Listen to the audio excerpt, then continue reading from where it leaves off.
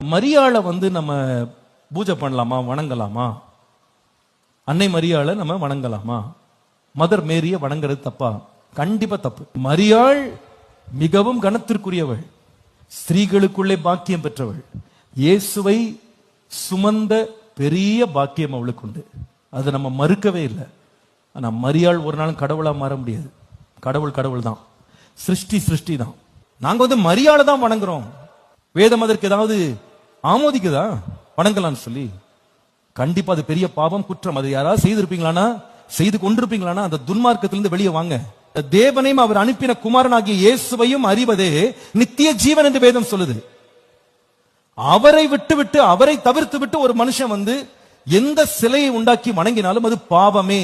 அவரை ஏற்றுக்கொள்ள மனம் இல்லாம இந்த கடவுள் உண்டாக்கின மனித ரூபங்கள், மிருகத்தின் ரூபங்கள், பறவையின் ரூபங்கள், ஊரும் பிராணிகள் ரூபங்கள்ல தனக்குன்னு அவனுக்கு என்ன இஷ்டமோ அந்த வடிவத்தை உண்டாக்கிட்டு அதை கடவுள்னு ஒருத்த மனுஷன் வணங்குறான். இது சரியான்னு கேட்டா தவறு.